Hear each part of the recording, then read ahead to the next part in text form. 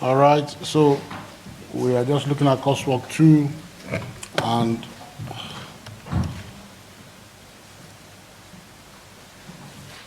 I don't know if you're taking time now to look at the requirements. As I said, I'm not going to be reading everything again. Is that okay? We've gone through it before.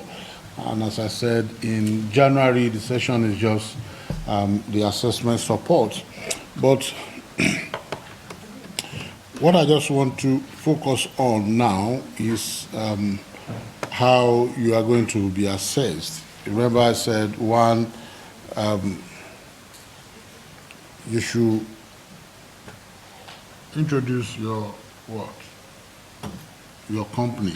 Tell us at least a bit about your company. Is that okay? Tell us about the products and services that your company is going to render, and you may need to include a bit of information about the location. Is that okay? You can tell us a bit about the location of the business. Is that okay? And do a little maybe competitive analysis around the area. Remember we said this one talk about introduction and initial presentation of company project. And then, is that okay? Remember when you are starting your introduction, you need to include when you introduce your company, telling us what the company is all about, the products and services, and then you need to include, remember as I said, the aim or objective of the business. Because at the end of the day, when you are looking at performance, we said we are only looking at the performance or whatever the company has done against what they say they want to do. Is that okay? Performance is all about looking at what you have done against what you said you want to do. So therefore, your objective or the strategic aim of the business must be very clear. Is that all right? If you are looking at the technique, remember I said at the end of the day, we will need to assess whether the technique you have chosen is appropriate, and before we can determine whether it is appropriate or not, we need to look at the objective you have set, whether the technique you have chosen will support the achievement of that objective. And at the end of the day, we want to be able to measure the achievement of the objective. Remember, even in the evaluation, when you are evaluating the technique, you have to demonstrate how that will support the achievement of what? The objective. So you should know that from the onset, whether your vision, your mission, the organizational goals must be very clear, so that at the end of the day, we can see what you are trying to achieve. And that should form part of your introduction. Is that okay? So the introduction, as you can see, is 20%, and therefore require at least quality information about the business. Is that okay? So you need to tell us what the business is all about, their products, tell us a bit about their location. You said their mission or vision or strategic aim, whatever, however you put it. Is that all right? That needs to be covered in your introduction before you then move on to the technique itself. Is that okay? So then you may just mention that, all right, to achieve this objective, you are going to be implementing maybe this particular technique. So in the second section now is where you will then evaluate the technique itself. Is that okay? You talk a bit about the technique, discuss the technique, and then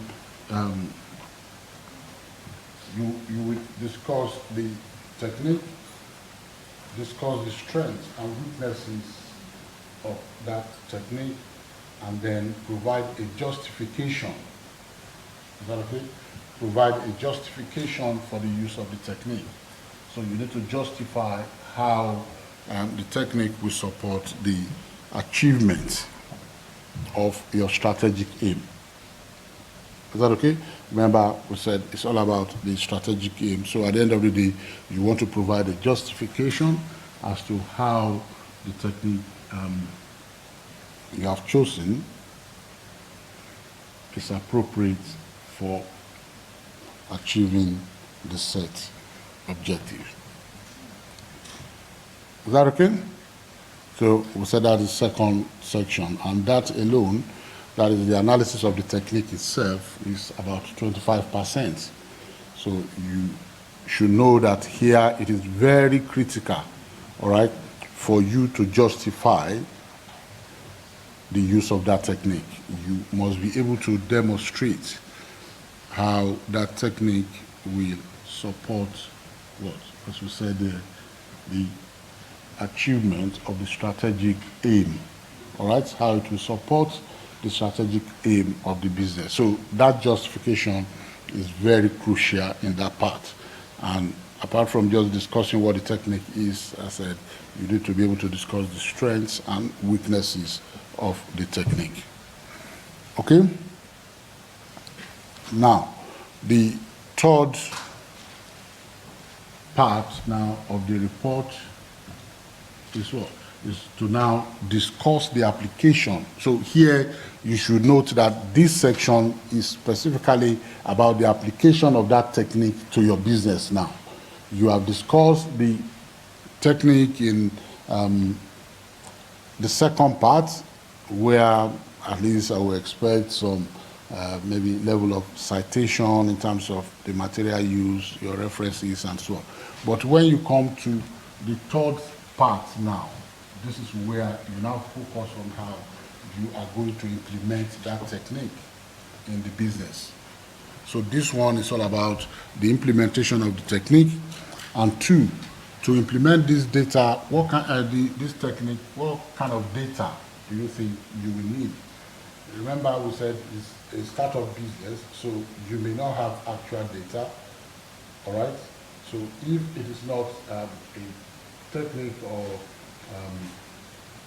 method that will require a forecast or an estimate, in this case, you just need to explain the kind of data you will need.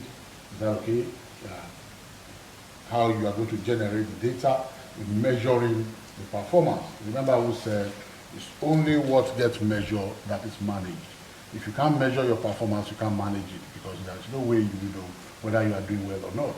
So you need to be able to measure your performance. So you need to tell us, all right, the kind of data you will need to generate to measure the performance of the company, and how you are going to generate the data is very important. And then remember here it says you will then need to explain how maybe you will need to update the data or modify the data as the business becomes mature. What do you think you need to do about the data? Remember, when we were looking at budgeting, I said example is budgeting. Is that okay? If you're writing on budgeting, for example, it will be expected that you will put at least a sample budget there. Is that okay? For budgeting, yes, at least budget is prepared in advance. We said it's prepared in advance of the period to which it relates. So whether it's a new business, you can always put an estimate together. But in that case, you will need to provide justification for your data. Is that okay? You need to justify the amount you put there. How did you arrive at those figures? So I'm just saying, any kind of technique you decide to use and you are putting any data, you must explain how you come about those data. Is that right? How you generate, and also as the business becomes established, how are you going to modify the data? Is that okay? So I will set for this section, that's as you can see, 35%. So this is a very important part of the report, which deals with the specific application of the technique to your business. So this one is looking at application. So I don't expect too much theories here. It's not, you can talk about theories in the second part where you discuss the technique. But when you come to the third section, you need to be specific because you are discussing the application of the technique to your business now. Okay? And then you need to explain the kind of data you will need and how you will generate that data. Okay? How you will use it to measure the performance of the business, and then how you will modify the data as the business becomes what? Established. All right? So then here we said you should now have a conclusion. Is that all right? So if you look at here, we said you conclude with an overall appraisal of the technique in the startup company to support you in achieving the business strategic aim. So your conclusion should be what? Simply a summary of maybe your analysis, and then conclude on the appropriateness of the technique in supporting the achievement of the strategic aim of the company.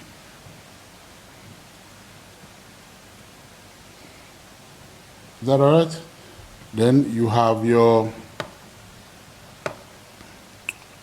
then you now remember your format, presentation, your referencing, and so on. That is 10%. So check your SPAG, your spelling, your quotations, and so on. Is that okay? Make sure you proofread your work. You read it over and over and over, and you are satisfied. Is that okay? That you have minimized the errors in your work. Is that okay? So that is just basically what it's all about. And as I said during the lecture, what you need to bear in mind is that this is not what? A feasibility study. You are not writing a feasibility report, and you are not writing a business plan. So you are not evaluating the viability of the business. Is that okay? So here, what you are simply doing is you are demonstrating how you will implement a management accounting technique in a startup business. So we are not here to determine whether the project is viable or not. We have situations in the past in which people will write beautiful business plan, beautiful feasibility report, but that's not the requirement. Is that okay? That's not the requirement.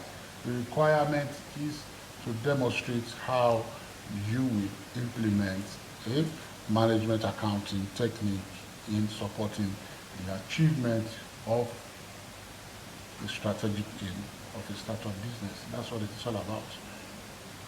Is that okay? So when you are deciding on any technique, don't look at or don't try to evaluate the viability of the business, all right? Whether the business is going to make profit or is profitable or not. That's not what we are doing. Is that okay? That's not the requirement. The requirement is simply demonstrating how you will implement. Is that okay? A management accounting system to support the achievement of the strategic aim of the business. Okay, so please be careful not to start writing a business plan. And I think basically that's what it's all about.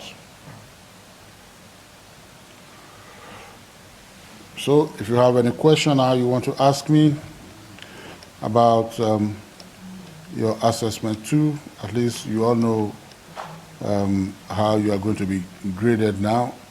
You have idea, and you can look at the detailed breakdown here of the rubric.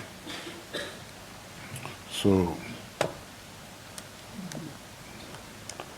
any question regarding the assessment?